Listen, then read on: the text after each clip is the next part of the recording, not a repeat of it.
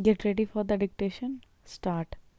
Unlike natural calamities that are beyond human control, avoidable disasters resulting from human error or negligence prove more tragic and completely imbalance the intergenerational equity and cause irretrievable damage to the health and environment for generations to come.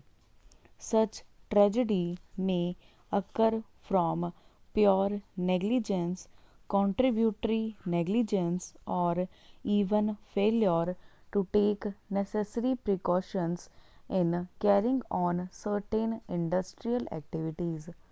More often than not, the affected parties have to face avoidable damage and adversity that results from such disasters.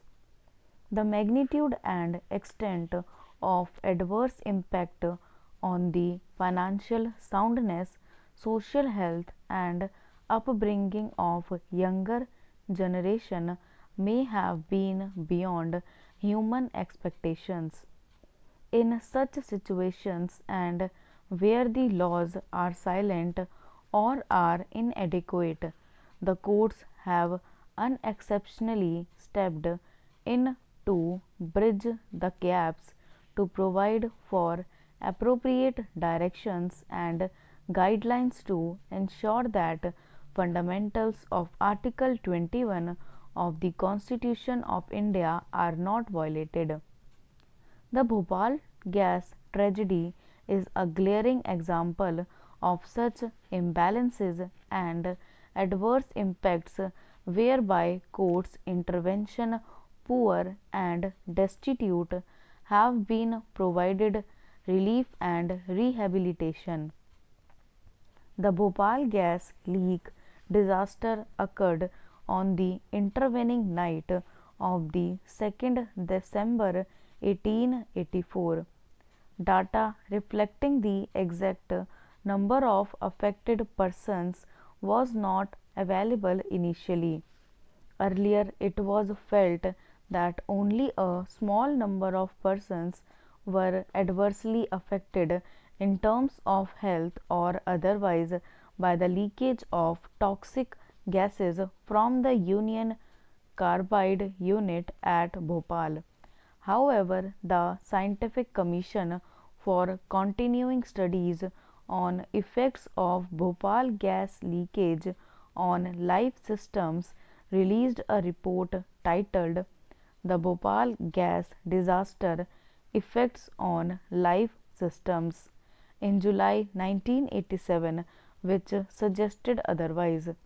This report stated that for the estimated population of 2 lakh exposed to the toxic gases in the severely and moderately affected areas of Bhopal and the variety of long term problems anticipated in the crisis period, the number of exposees covered so far by the Indian Council for Medical Research through the medical surveys constitute less than 40% of the population.